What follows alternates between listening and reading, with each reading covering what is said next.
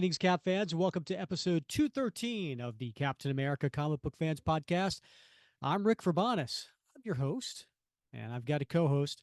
His name is Bob Lucius. He's the best one out there. Oh, Bob. So long, sad times. Go long, bad times. We are rid of you at last. Howdy, gay times. Cloudy gray times. You're now a thing of the past. Happy days are here again. The skies above are clear again. So let's sing a song of cheer again. Happy days are here again. There you go. All right. There you go, Bob. Why am I greeting you with a song from 1929? Because it's cheery, Rick. It's cheerful. And who can't use a little extra cheer in their life? Especially today. So Yes. I would say because yesterday was election day, and so if you actually, well, I say yesterday, but technically we do come out at 10 p.m. Eastern on Tuesday night, so it's still election night. And if you're getting this the next morning, it's still they're still counting the votes. There's no listen. It's 2 weeks before we're recording, before election day when we're recording this. But I was a betting man.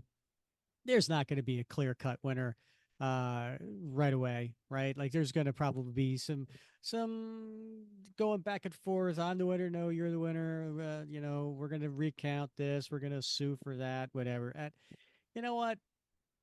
We don't need that. We are not here today to talk about that. So, but I also picked this song because a couple of reasons actually. If you recall in the last episode, Beast was greeting Captain America in the Avengers Mansion with a little hat, a little flag, and he was dancing and he was singing this song to Steve because Steve was um, being talked about running for president. Now, why did Beast pick this song? Because it did come out in 1929. It was a song by Milton Agar and lyrics by Jack Yellen. And it's a song that's been throughout the decades by various artists. It actually appeared in a film in 1930 called Chasing Rainbows. But here's the thing, Bob. It was the campaign song that FDR ran for his 1932 presidential campaign. You don't say, Rick. It's true, Bob. Well, I know you wouldn't say it if it wasn't. I say a lot of things. I know that. Yeah. So how you feeling today, Bob? All right, man. All right. It's been a rough and ragged, election season, but it's nice that we're closing in on some results here. We can all get back to our normal lives. Let's So hope, I'm right? excited about that. I'm excited about that. So I will say probably half the people today are feeling pretty good, the other half not feeling so good. So we thought, what better than to take you away from all of your concerns and worries and gnashing of teeth regarding the presidential election, than do a show about Cap meeting presidents. yeah, of course, right? It makes perfect sense. And I think we've been talking about this for a while, and it seemed like a perfect time to to maybe do that show for folks who maybe want a little distraction and see how Cap has fared with other presidents throughout his 90-year history. It's true. He's met a few. Yeah, He's met a few. Actually, he's also not met a few. And so we'll it's talk true. about that too. Yeah, absolutely. So it'll be a little interesting.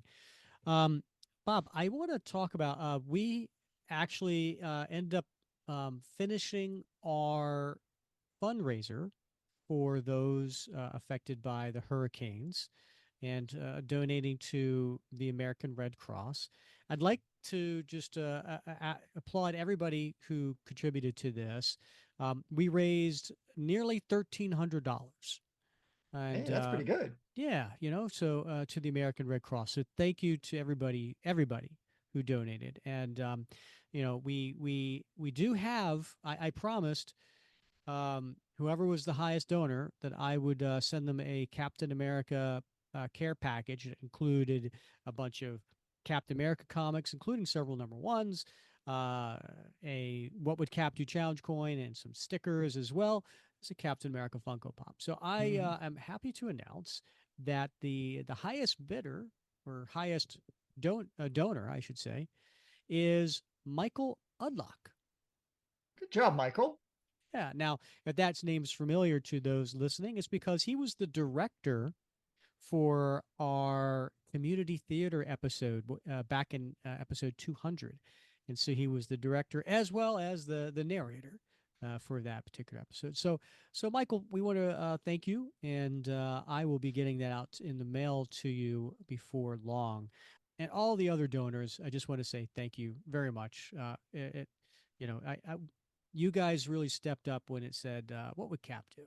And so, and for all those who also shared this on other avenues out there to get the word out, thank you for doing that as well. Very, I'm proud of you for doing this, Rick. You stepped up and you did what Cap would do, and you led the way and encourage other folks to lead the way as well. So all in all, great job, everybody. All right, Bob. You know what? I think we should get into today's topic. I know I'm excited to hear about all the times that Captain America had a chance to meet the U.S. president. I know you're excited about getting into it. So I'm going to turn it over to you. Is it time to reimagine your future? The right business skills may make a difference in your career. At Capella University, we offer a relevant education that's designed to focus on what you need to know in the business world. We'll teach professional skills to help you pursue your goals, like business management, strategic planning, and effective communication. And you can apply these skills right away. A different future is closer than you think with Capella University. Learn more at capella.edu. More Chumba Casino fan mail. Love this. It says, Dear Ryan, I love Chumba Casino. There's so much fun. I love the wild ride from the social slots to the slingo to jackpots quicker than a 6-time real spin. Everybody's finding their fun at Chumba Casino. Why don't you find out for yourself? Head to ChumbaCasino.com and enjoy hundreds of casino-style games for free with your welcome bonus. Sponsored by Chumba Casino. No purchase necessary. VGW Group. Void where prohibited by law. 18 plus terms and conditions apply. Well, thanks, Rick. This is something that has been on my mind a lot, and because I may have mentioned this before. I mean, I collect. What the heck does that mean? I collect principally Captain America stuff, right? Always have. But one of the side sort of things that I like, and I don't spend a lot of time on it or a lot of money on it, but I do have a bunch of books. I like political comic books. So maybe comic books that have a like a politician on the cover, something like that. And there's stuff. They've been more prevalent lately over the last maybe 6 years or so. There's been a lot more comics out with Keen Spot and a couple other companies that really have turned this into a cottage industry. But prior to that, it was very few and far between that you would see, especially a cover with a politician. So that's sort of where I'm coming from. And so I got interested in, we know that Cap works for the president, right? I mean, that's how he got started. But like, how many times has he met the president? And not just met the president off panel, right? Or just implied, but actually in a Captain America comic. And which presidents has Cap actually interacted with? So this was something that I've been curious about, and I thought, well, let's dig in a little bit. So we're going to do sort of the 10 most recent presidents that have interacted with Cap. And that's it. That's just the 10 of them. So going all the way back to the beginning. So let's just start with the first one. If I asked you, Franklin Delano Roosevelt, who was our 32nd president, served from 1933 to 1945, Rick, when do you think is the first time, chronologically in the comics, not in Cap's life, but in the comics, the first time that he met Cap? Oh boy. That's a good question. I'm not a huge Golden Age expert, Mm-hmm. but gosh, I don't know. It'd have to be in the first few issues of Captain America Well, comics, right? that's what you would think, right? And of course, FDR does show up in the first page of Captain America 1. That's when he's talking to his team and they're talking about kicking off, the Operation Rebirth program. But we don't actually see FDR and Cap get together until issue 40 of Captain America Comics. So that's a lot later. That's in July 1944. And we only see him in really 2 panels. And this is in a story called The Auction of Death. And Cap and Bucky are in the Oval Office talking to FDR. And there's been a big secret weapon that somebody has put up for auction, and they want to know if the United States is interested and Hitler's interested. It turns out it's a Nazi trick, as they always are. And FDR says, no, we're not interested in this weapon, but I want you and Bucky to go stop whoever is auctioning this weapon off. So that's the only time, by the way, in the entire Captain America Comics run that FDR, any president for that matter, interacts with Cap. Now, that probably comes as a surprise to a lot of folks, because when we think about FDR and Cap, what is the one event that sticks in people's mind? Well, for me, yeah, it's when he gives him his round shield. That's right? it. Yeah, that's the Roger Stern, John Byrne era.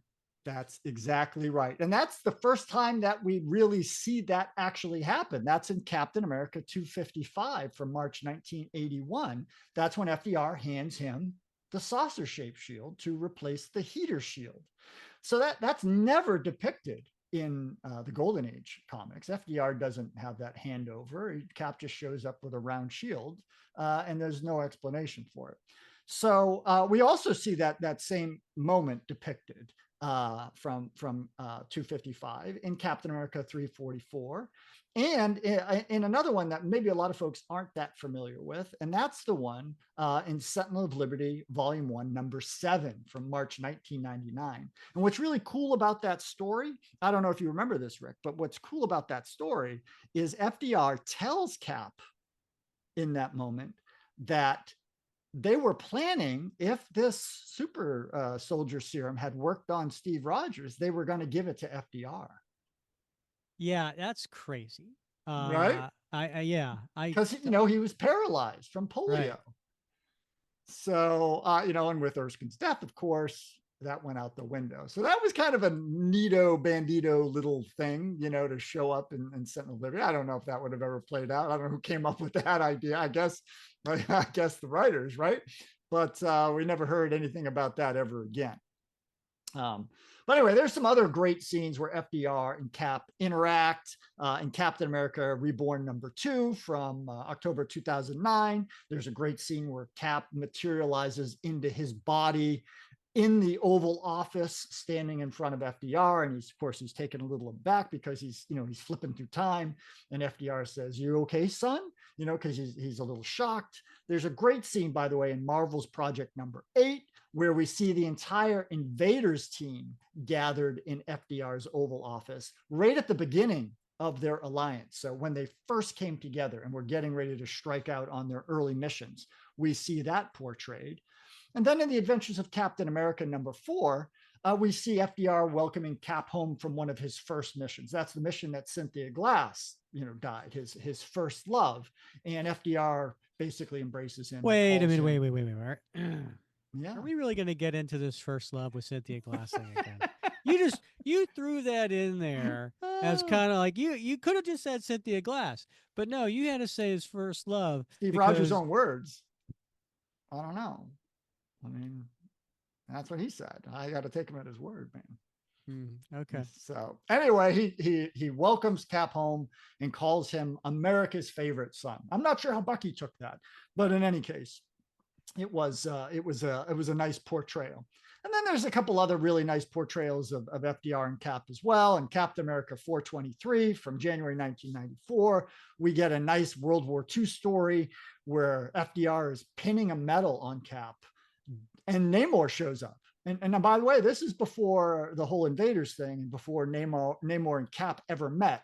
And Namor tries to kidnap FDR. So that's a pretty good little story, of course, written by Roy Thomas. And then in Giant Size. Now, hold on. I just want to point that out. Yeah. This was during Mark Gruenwald's 10-year run. But this is the one little blip, the one little issue in between that 10-year run by Mark Gruenwald, written by Roy Thomas. little, little side fact there. A little side fact, yeah. And then in Giant Size Invaders #2 from December 2005, another one by Roy Thomas, by the way. And this is an underappreciated story. A lot of fun, though. We get to see Churchill and FDR driving around in FDR's car at Camp David. And we get to see the invaders, principally, again, Namor and Cap, trying to protect the two of them as they're goofing off, driving at high speeds around Camp David, having fun from a bunch of kidnappers. So great story. And then the last one I got to mention is Captain America and the Bahama Triangle from September 2019. Again, by Roy Thomas. He loves these World War II stories, and he loves including FDR in those stories with Cap. So great book, by the way, penciled and inked by Jerry Ordway. And it's a great story that has Human Torch, Namor, again, before they ever became the invaders. And it's got, the original Baron Zemo as well. So it's going to be a fun story. So wasn't that one of the ones that you wanted to add to the bucket list? Oh, I'm pushing you on that one, Rick. Love that story. Maybe 2025. Love it. Great story. Good art too. Art's fabulous. Story's wonderful. I like Jerry Ordway. Yeah, good stuff. So there we have it. FDR and Cap have interacted quite a bit. Yeah, but interesting enough, it's there wasn't as much in the Golden Age as you would think. It seems like most of the stories came way after, and a lot of these are retconned and, have some interesting little twists. I love the twist about, if the super soldier serum worked, that it was going to be done on FDR. I love little twists like that. Right. Where's that What If book, right? I can't believe they missed out on that one. But what's interesting? You make a good point, though, right? About not as many appearances at all, much less with Cap in the Golden Age books, and that surprises me a little bit. And I don't know, maybe the sensibilities were different back then, where it was okay, to portray Hitler and Mussolini or Stalin or Hirohito. But maybe it just wasn't, considered okay to, portray the president, even if it was in a very, positive light. So I don't know. Times have changed, perhaps. And then next president would be Harry S. Truman, right? Right. The 33rd president served from 1945, took over with FDR's passing in his fourth term, and served to 1953. So do you know Harry Truman's middle name, Rick? It's S. We all know that. Yeah, just S. Plain old S. His middle name is S. I don't know. Yeah, that's it. What? That's his middle name, S. He does not have a middle name. He simply has an initial. And he actually explained that it was a compromise between the names of his two grandfathers. So Anderson Shipp Truman and Solomon Young. And so he just went with S. S period later in his life. So there you have it. Yeah, I did not know that. Yeah. So a little factoid for you. So here's the thing. Steve Rogers, at least I think we can generally say, I think this is true. Steve Rogers never met Harry Truman. That may not be true. We'll circle back around to this. At least not in the comics, right? But William Naslund certainly did. So when William Naslund was serving as Captain America. Now, William Naslund, he used to be the Spirit of 76. Spirit of 76, right? And in fact, we see Truman introduce Naslund, the former Spirit of 76, and the replacement Bucky, Fred Davis. And of course, this was after Steve got chucked into the ice, right? And Bucky got blown into the ocean, presumed dead, both of them. And so Naslund and Fred Davis are brought in and presented to the rest of the invaders in What If #4, cover date of August 1977, which we covered, of course, in one of our podcasts. Episode 124. That's right. So this meeting, of course, is retold again in Captain America 215 from November 1977, as well as in the saga of the original Human Torch #3 from June 1990. Of course, both of them written by Roy Thomas. So it was also, by the way, briefly depicted in Captain America Volume 6, number 19, as well as in the Captain America and Bucky miniseries. Do you remember that? The legacy number went from like 625. I think it was about 8 or 9 issues. Yeah, it's interesting you called it a miniseries, because I always thought that is is as the series. I never thought of it as a miniseries because the Yeah. numbering kept continuing. Right. And so I don't know. I still think of it as the ongoing series. It's like saying when they changed it to Captain America and the Falcon, did Yeah. that mean it was no longer the Captain America series? No. So I don't know. To me, I don't Captain know. America and Bucky is still the same series. Yeah, it's okay, fair enough. You're right.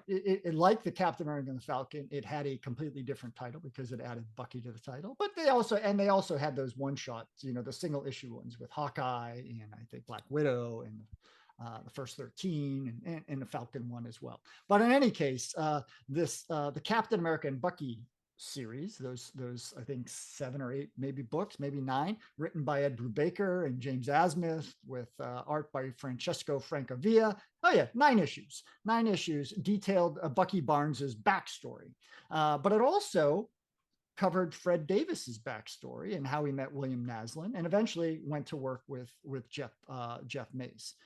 So we do get to see William Naslund actually interact quite a bit with President Truman in one of the stories in the Namor the Submariner Annual #1, a story called The Potsdam Objective. And that's a pretty good story, Rick. It takes place after World War II at the Potsdam Peace Conference in 1941. And Naslund is there as Captain America escorting President Truman. And we got the Red Guardian there as the escort of Joseph Stalin. So really fun story. Encourage folks to check that out. Here's the thing, though. We also see Steve Rogers. Remember I said, I don't think Steve Rogers ever interacted with Truman, but I have to go back and look at volume 2. You remember volume 2, Rick? I do. Yeah. So volume 2, number 3, written by Jeff Loeb and penciled by Rob Liefeld. We see a turn of events that was kind of hinted at in volume 4, that story Ice by Chuck Austin. And that's where Steve Rogers is in Truman's office on the verge of World War II ending. And they're thinking about dropping the bomb on Japan, or the bombs, as the case may be. And Steve objects. And what do? They freeze him. They freeze him. They put him on ice, right? So that whole story about him getting chucked off, the drone and falling into the North Atlantic and getting frozen was a cover story for the fact that they felt like he was unreliable, had to put him on ice till a future date. So when now I that, say, is that story, I don't know, is that canon, is that one of those what if type stories? I have no idea, Rick. I know in as I said in volume 4 in that story Ice, he comes across some newsreels that seem to suggest that this in fact happened. But I don't think anybody has ever pulled that thread any further after the volume 4 story. So who knows? Maybe somebody will treat on it again at some later point. But so far, nobody has had the courage to dig any deeper on that story.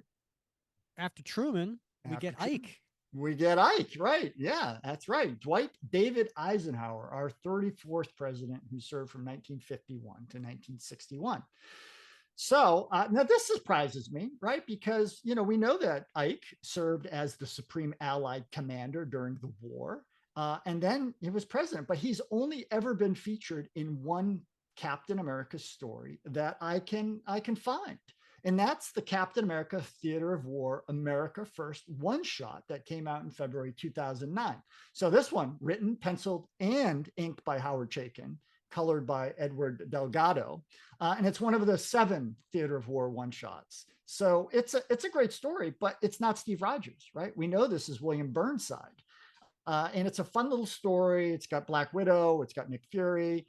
I think this is a great story. I'm a big William Burnside fan. I'll take what I can get with William Burnside. So I encourage folks to pick up that story and read it if you haven't. But at the end of that story, or check out episode 172, where we cover the Theater of War one-shots. Yeah, exactly. So there's a great scene at the end of that story, and I don't want to give away what happens in the story, but Burnside, as Captain America, is in the Oval Office with Dwight Eisenhower, and Eisenhower, I think it appears that he's maybe pinning a medal on him.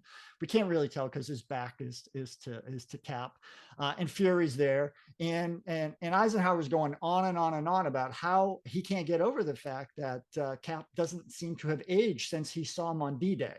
and Fury's just kind of whispering into Burnside's ear, just, basically just go with it. Just go with it, right? Don't let on, because he doesn't need to know the truth of this. So, but that's it. That's the only time we ever, and that, I find that crazy. We have the Reborn series, we got lots of World War II stories, but Cap never, to my knowledge, ever interacted with General Eisenhower.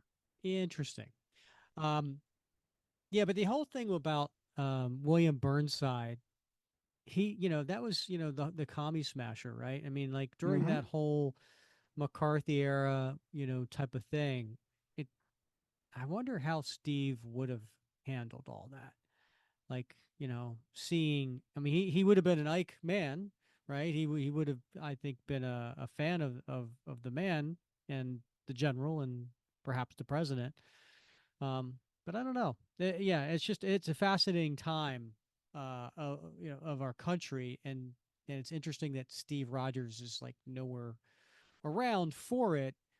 I would love a what if story of what Steve would do in that time period. Yeah, it's crazy. It almost hurts your brain, doesn't it, Rick? And we talked about this because we did do a podcast about the 1950s Cap, and we had this discussion because when those comics were written, they were Steve Rogers. Like the writers were writing for Steve Rogers. Yeah. Right. Yeah. Right. And it's only because of the retcon that it's William Burnside, right? How would Steve Rogers have handled that? So, we're of course thinking like, how would our Steve Rogers handle that? Right. Right. Yeah. The Steve Rogers we know and love, not that commie hating guy. Not the commie hating guy. So it does hurt your brain a little bit. But it would be fun to explore in a what if story, most definitely. And throw in a little Isaiah Bradley while you're at it, and a very early Winter Soldier that Cap didn't know was Bucky. That might be fun too. All right. Now, coming after Ike, we have none other than JFK. All right. JFK, John Fitzgerald Kennedy, the 35th president of the United States from 1961 until he was sadly assassinated 3 years into his presidency in 1963. And we never really get to see JFK presented in a Cap story. Of course, why? Well, because Burnside is in cryostasis. Mace is retired as a reporter in Glenview. And Steve Rogers is on ice, and Naslin's dead. So there is no Cap in the 1960s. So we can't expect to have a JFK story with Cap. But we do get to see JFK interact with Cap way back in What If #4. And by the way, also a part of it covered in issue 3 of the saga of the original Human Torch. And if you remember from What If #4, Rick, we've got this plot by Adam 2, the android who is trying to assassinate the real JFK and replace him. And at this time, Kennedy is like a first-term congressman from the 11th district in Massachusetts. So he's just starting on his rise. Now, Naslin doesn't get to interact with JFK because he is killed by Adam 2 before he gets a chance to see the real JFK. But Jeff Mace then goes to the invader's ship, puts on his uniform, goes out as Cap, and saves the day, protecting JFK from Adam 2's onslaught. So he may not have been president, but I'm going to count it as an encounter with a presidential figure because it was early in his career, and we know that he's going to go on to do great things. Yep, I will accept that. And also, we did cover that issue, that story, panel by panel. So if you want to check that one out with JFK in it, that is episode 124. All right, great. That was a great podcast. So definitely check it out. All right, now I can't wait for this next one because the next president is LBJ. Oh, yeah. I can't remember when Cap met him, so I'm excited to hear when it happened. Yeah, never. What? Never, Rick. Yeah, Lyndon Baines Johnson, our 36th president, picked up the mantle in 1963 and served through 1969 until he decided that he was not going to seek another term. Vietnam War going on. Yep, never interacted with Captain America. Of course, there wasn't one. So again, he stuck, right? And then, of course, Vietnam War's on. Cap didn't play a big role in the Vietnam War. So here we go. We got nothing. Nothing with LBJ. Big surprise. Okay. How about the next president? That would be Nixon. All right, Nixon. All I right. know. I So know we got something there. we do have a couple gems. So we get to see, I completely forgot about this, Rick, until I started doing a little research, because I think you're probably more familiar with his second appearance. But the first time that we see him interact with Cap is in Captain America 144 from December 1971. And we see Cap and Sharon and Nick Fury concluding a demonstration of LMDs and the Fem Force fighting a fake Hydra, opponents in a combat demonstration. And when they finish, they get on, an early version of a video teleconference hookup. And on the other end, we get to see President Nixon and his generals in the White House. And Fury's trying to get some money out of Nixon to beef up his LMD research and to outfit the Fem Force. And he doesn't get much love from Nixon. Nixon's just like, yeah, okay, it was impressive, but just send us the plans for the LMDs and we'll get back to you. And Nick's not having any of that. So just a tiny appearance, but I had completely forgotten that appearance in a Captain America comic. But the one I think most people remember, Rick, is that controversial final panels at the end of the first Secret Empire story. All right. Hold on now. All right. I'm going to stop you here because I don't know if you know this, Bob. We're doing this little long tail story of the Secret Empire. And all right, we're actually going to cover. Yeah, you're right. Next episode, we're going to do part 4, which is right. issue 173. Yeah. So let's not jump ahead to 175. I'll right spin now. this. Okay. I'll leave it vague. How's that? Uh-huh. All right. So, as you know, that first Secret Empire arc, is a great story. We're covering it in our long, what do we call it? Long tail. Long tail. I love that. Long tail.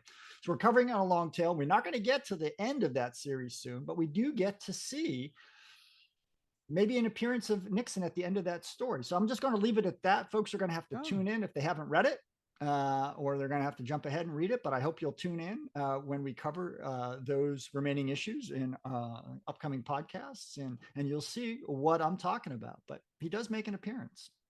I'm going to bet, a betting man, Bob, that Nixon, being the president of the United States, he is going to come in and swoop in and save the day. Yeah, I think that's probably a wise choice. I think, everything we know sort of points to that. Right. Yeah. Because we only have great, trustworthy, honest individuals as presidents, right? Right. Yes. Okay. Exactamundo. All right. Now let's get into, I've been waiting for this one because I could not find anything in my research, Bob. Gerald Ford. Oh, Gerald Ford, right? Yes. Gerald Rudolph Ford Jr. I mean, how can you not like a president whose middle name is Rudolph? It's my favorite reindeer, right? Exactly. So 38th president. Interestingly enough, the only president the only president never to be elected, right? Right, because he became vice president when Spiro Agnew had to resign in disgrace, and then when Nixon resigned, he became president. Before that, he had been Speaker of the House. So he just sort of swooped in and chose not to run for re-election in 1977 when he ended his term. So guess what, Rick? I don't want to break your heart, but like his successor, James Earl Carter Jr., who served as the 39th president, neither one of them appeared in a Captain America comic. Okay, so you're telling me not only is President Ford a no, but you're now telling me Jimmy Carter too? I am telling you that. I am telling you they never appeared in a Captain America comic. But, Yikes. What do I like, Rick? You like a redemption arc. I like a redemption arc, and pair it with a loophole, and I am a happy camper. So I said they've never appeared in a Captain America comic, but they have appeared with Cap on the cover of What If 26, which has a cover date of April 1981. Do you remember that one, Rick?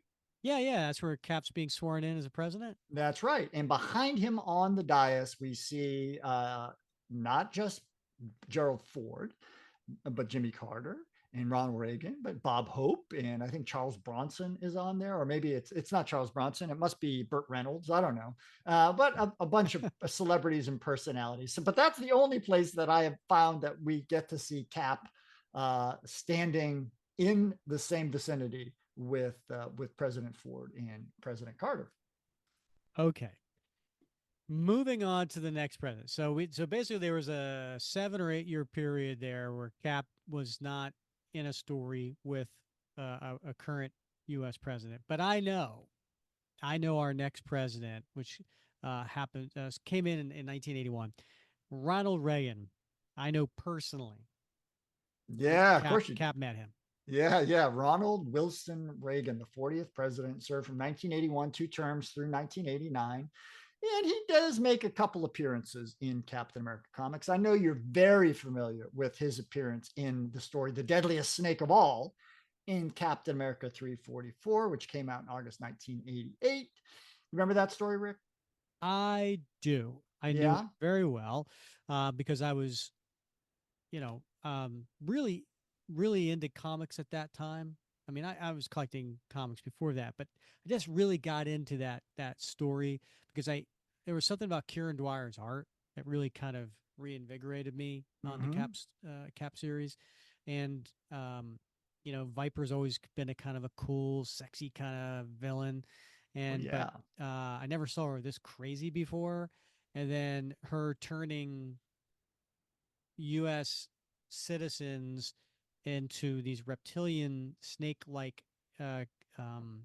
creatures, including Ronald Reagan and Nancy Reagan.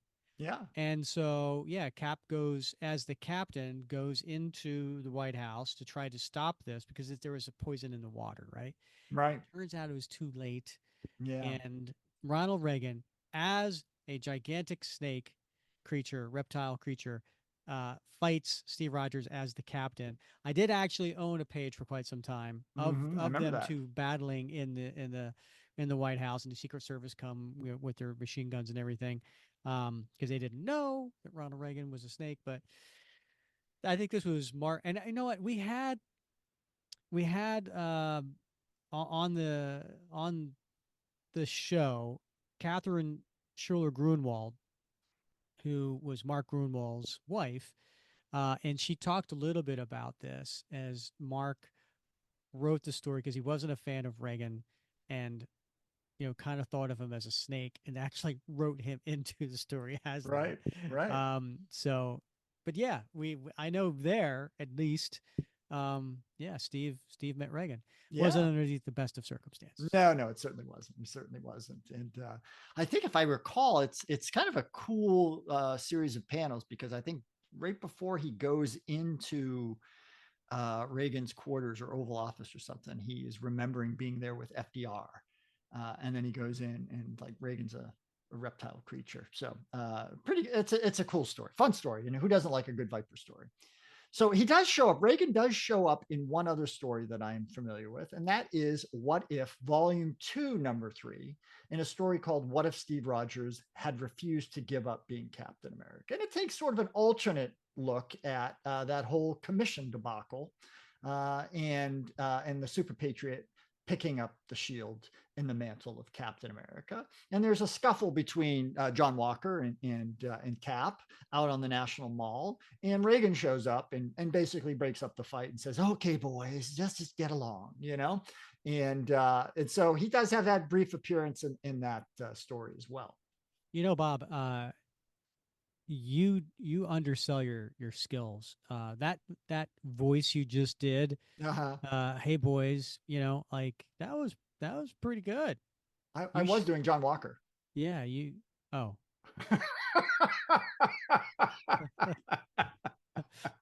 missed that part.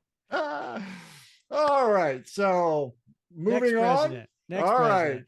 Right. Reagan had a vice president who ended up becoming the next president. That would be George H. Bush. Did he meet Captain He America? sure did. And the great thing about George Bush the first, the 41st president, served from 1989 to 1993, just one term, is he is the only US president to have four names. Truman Okay. didn't even have a middle name, but I don't know if he's the only one. But George Herbert Walker Bush, George H.W. Bush, right? So how that's he comes. What do they call that? The American aristocracy. You can afford to have two middle names, and Right. that's good Right. stuff. Good stuff. And anyway, we do see the elder Bush president appear in one Cap store, one Cap interaction that from. It's not in a Cap book, but it is in the Avengers. And so at Avengers 319, which came out in July 1990, we see Cap along with Vision and Quasar and Cersei meeting with President Bush. Again, they're at the Avengers mansion. Bush is at the White House, but they're using this VTC hookup. And it appears that a British submarine has gone missing. And Margaret Thatcher has asked the president to get the Avengers involved. And they go looking for it. Turns out it's been hijacked by a Soviet terrorist group called, I love this, the Peace Corps. Very nice. And in the process of trying to find this terrorist group and this sub, they run into the People's Protectorate, the Red Guardian, Vostok, Crimson Dynamo, a couple other characters from the Soviet Union. It's a pretty good story. And we see George Herbert Walker Bush just very briefly, but he sets them on this mission. So that's kind of neat. When the president calls, you kind of got to take the mission. Is that it for That's Bush? it. That's all. Okay. One term. He only got one appearance. All right. Fair enough. Rules. All right. How about our the next president? Now, this next president had two terms, and that would be Bill Clinton. Yes, Bill Clinton. So definitely had two terms. Our 42nd president, William Jefferson Clinton, and he made a few appearances in that first run of Wade and Garney in Captain America. So in particular, in issue 445, we actually see President Clinton as one of the pallbearers carrying Captain America's casket to his final resting place at Arlington National Cemetery. And by the way, we do cover that story. That was Operation Rebirth. Yes. Awesome story. Awesome story. Awesome story by Mark Waid and Ron Garney. So we cover that way, way, way back, Bob, episode 15. Good story. We also covered the next story, right? Which is, I think maybe there's some filler issues, one or two filler issues in between. And then we get into the Man Without a Country story arc by Waid and Garney. And that begins in Captain America 450. And we see President Clinton in the Oval Office stripping Steve Rogers of his citizenship and his Captain America identity, because Cap can't prove, and until he does, he can't prove that he wasn't behind a leak of sensitive information for the Argus anti-aircraft cannon that was actually stolen by Machine Smith. And at the end of that story arc in issue 453, we see Cap save Clinton's life on the tarmac at Camp David from an assassination attempt by Machine Smith. And again, later at the end of that story, back in the Oval Office when Cap gets his shield back. Spoiler alert. Yeah, that's a cool story too. Yeah, you're right. We did cover that in episodes 38 and 40. So we covered that whole story arc in those two. And then, oh, by the way, in between episode 39, we snuck in an interview with Ron Garney, the artist. So you might want to check those out, episodes 38, 39, and 40. And I do recall it was a really cool scene where Clinton is on that tarmac and there's flames and everything, and he ends up saluting, right. Cap. I think Yeah. on the tarmac while the flames are all around. Yeah, it was really cool. It's a good tale. It's a good tale. Yeah. Is that it for That's Clinton? it. That's it for Bill. All right. Well, the next president is George W. Bush. W. Yeah. George Walker Bush, right? Drop the Herbert. Sorry. Can't have the Herbert. You can just have the Walker. So George Walker Bush, our 43rd president, served from 2001 to 2009. I found three appearances that were notable with President G.W. Bush. The first one, I think most folks maybe don't recall, sort of below the radar, and that is Captain America 2001 Annual #1 from November 2001. And this is kind of a really interesting story, Rick. I don't know if you remember this one, but Cap is in the Oval Office to meet with President Bush, and Bush hands him a sealed top secret folder. And it's sealed, which is important, right? Because Bush tells Cap that like he hasn't opened it.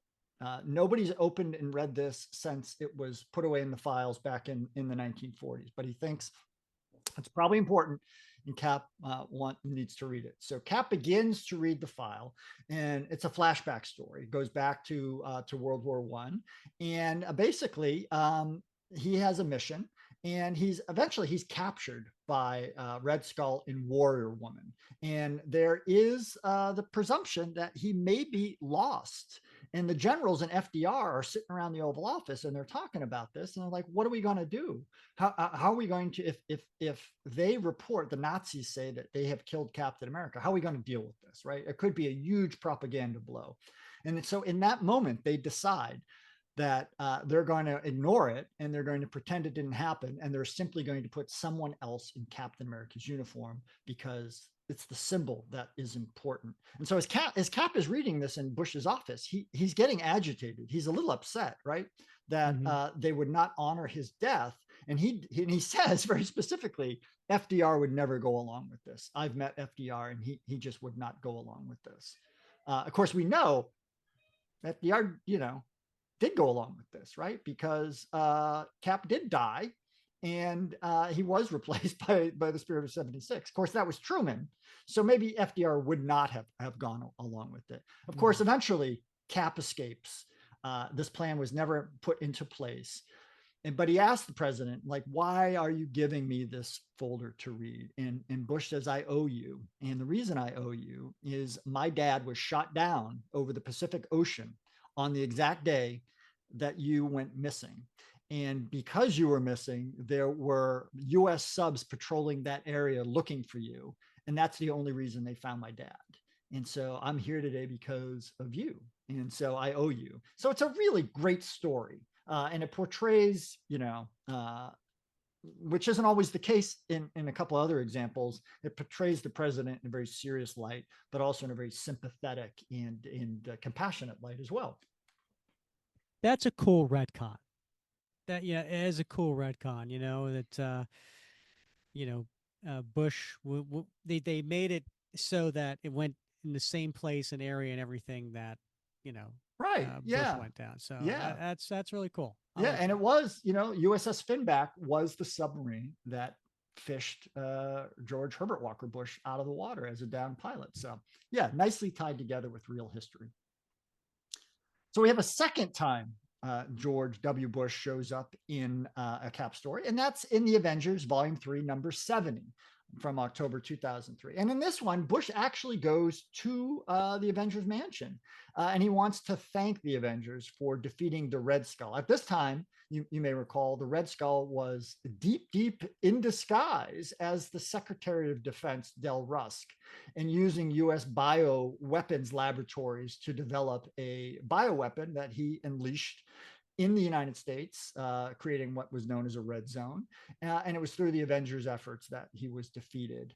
And Cap was very pointed at the end of this story that, like, this should never happen again. The U.S. should not be toying with these bioweapons. And he makes it very clear to the president that, like, he expects him to take care of the problem.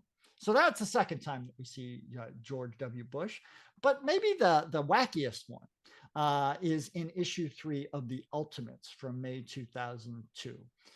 You probably remember this one, Rick. We've talked about The Ultimates before, stories we haven't covered in the podcast yet. But here we see the president at a black tie gala discussing Cap's fighting potential with Colonel Nick Fury. That's the Samuel L. Jackson version of Samuel L. Fury, right? And when he meets him, that is when President Bush meets Cap, he asks him, well, what's your verdict on the 21st century, Captain America? Cool or uncool? And Cap says, as he pops off a salute, cool, Mr. President, definitely cool. And there we have it. Our 3 appearances of George W. Bush. That was your George W. Bush impersonation? Well, halfway. All right. After after W, Yeah. we get Barack Obama. Yeah, Barack Hussein Obama the second. Now he doesn't go by Junior. I go by Junior, Rick, and a lot of folks usually go by Junior if you're the second. But Barack goes by the number two because he's named after his dad. And of course, he was the 44th president, served 2 terms, 2009 to 2017, and he has made a number of appearances. So, shall we get into them? Yeah, let's do it. All right. So, the one that jumps out in my mind, and I don't know, we should have asked Mark Wade. I don't think we asked Mark Wade. But you remember that Captain America Man Out of Time miniseries, right? Yeah, we sure do. By Of course we Wade. do. Yeah. Right. Well, there is an issue. I think it's in issue 3 of that 2011 miniseries where we see, Steve Rogers in the Oval Office, and he really wants to go back in time using Reed Richards' time machine and go back to his era because he is feeling like a man out of time. And the president tells him that that's just not going to be possible. There's too much risk in upsetting the timeline. You can't go back and take the chance of changing the unfolding history. And we never actually see who the president is. He's either obscured in shadows or there's too much glare coming through the windows of the Oval Office. But by the body shape and sort of the head structure, I think this is President Obama. This certainly takes place during his term. I think we all can agree that. Yeah, I think we can agree to that. But again, we never see his face for sure. But we most definitely see his face in Captain America 611. So in that, I just want to point out, Man Out of Time, amazing miniseries. If people haven't read that, you need to do yourself a favor and read it. It's Mark Wade does an excellent job with Steve Rogers as a character, and it's just a great story. It's you get to see like what was going through, and talk about a retcon, right? Because this happened at Avengers 4, so you get to see, from Steve's perspective, some things that were happening with the Avengers at that time, and then, of course, his conversations with Tony, and then his opportunities, and then eventually Steve makes the right choice. We actually do cover it panel by panel if people want to check out episode 31. So it's a fun story. It is. It's definitely one of the better miniseries out there in terms of the art, but also the quality of the story. So we see Cap and Obama in Captain America 611 from December 2010, and in this issue we see Steve, but he's not Cap here. He's Commander Rogers, right? Because he's no longer wearing the Captain America uniform. Who's wearing it? Well, Bucky Barnes has been wearing it for a while, right? But Bucky's in trouble, right? Because now word is getting out about what he did when he was the Winter Soldier, and there's talk about putting him on trial. And we see Commander Rogers twice making the case to the president in 2 different parts of that issue that Bucky should not be held legally accountable for his crimes as the Winter Soldier. We see Steve and the president in the Situation Room, and then later he's making the case in the Oval Office as well. And we see that play out again later on in issue 619. This is after Barnes escapes from the Russian prison where he's being held. And Steve is with the president again. And President Obama, very clearly, President Obama makes the case that Bucky can never again pick up the mantle of Captain America. That is simply off the table. And we see them again in the Oval Office in the final issue, number 4 of the 4-part Siege miniseries from June 2010, following the fall of Norman Osborn in his Dark Avengers. And then one last time is in Avengers versus X-Men number 6. You might remember that one, Rick, from 2012. Mm-hmm. We see Cap and Black Panther and the Iron Man in the Oval Office. And there's a lot of hubbub because we've got a Phoenix Force empowered X-Men team, 4 X-Men that have been imbued with the power of the Phoenix Force. And they're there to advise President Obama on how to basically diffuse conflict with the X-Men. And that's it. That's what we got for our Obama appearances. Any others? Any other presidents that have had opportunity with Captain America? Well, we don't see either Donald Trump or Joseph Biden. Maybe they're just too new. Maybe they just haven't made it into the comics yet. But unfortunately, we don't have appearances of any presidents since, I think, 2012. But I do want to mention an honorable mention, if I could, Rick. Have you ever read The Amazing Spider-Man President's Day special from February 2009? President Day. Well, okay. So there was Amazing Spider-Man 583, Mm-hmm. which came out in 2009, and that's where Peter Parker, or not Peter Parker, that's where Spider-Man meets Obama. Is that the one you're Yeah. talking about? Well, no, but that's a great story. But there was a digital comic that was produced by Marvel. It was written by Matt Fraction and penciled by Andy McDonald with colors by Nick Filardi. And there's a Cap story, and Cap is talking to Peter Parker.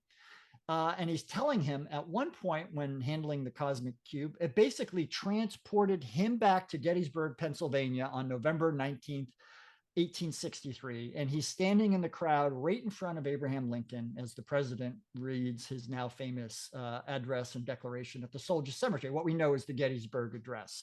And so for that split second of him in the crowd, we get to see Steve Rogers, Captain America, and Abraham Lincoln in the same panel. So I count this as an honorable mention, but folks should definitely check out this. If you haven't seen that digital comic, it's got a great cover with Cap on one side, Peter Parker on the other is Spider-Man, and Abe Lincoln rolling up his sleeves, ready to get into some fisticuffs right between them. So it's a cool little story. Definitely have to check that out. Bob, I gotta say, this was really cool. I'm so glad that you were able to kind of go through this and do some research. And wait a minute, did I just say Bob did research for the show? Hey, the blind squirrel finds a nut every now and again, Rick. But this was cool and very timely, very very timely. And so I enjoyed this. So thanks for bringing us through the history. I mean, 90 years of Captain America comics, and we got to see 10 different times that Cap met the president. Very cool. Well, you know what's great, Rick? America, right? Because we have Democratic presidents, we have Republican presidents, but you know what's eternal? Captain America. And regardless of who's wearing that uniform, Steve Rogers, William Naslund, Jeff Mace, William Burnside, Sam Wilson. Oddly enough, I did not find any appearances of any presidents in any Sam Wilson story. So that's something to look out for. Hopefully we'll see that in the future. But hey, yeah, presidents come and go. Cap remains. Amen. And you know what else remains? Our show. We'll be back next. We'll be back next week, next episode. And as we promised before, we're covering the long tail story of Secret Empire. So we're going to be doing part 4, which covers Captain America 173, which came out in 1974. And we'll be covering that panel by panel. And as always, Bob, it's been a lot of fun wrapping Cap with you. It has. Can't wait till next week. And everybody, if you don't mind, please rate, review, and subscribe wherever you listen. If you're on Facebook, please leave a comment. If you're on YouTube, please smash that like button, give us a thumbs up, and subscribe there as well. And as always, we thank you for listening to another episode of the Captain America Comic Book Fans Podcast.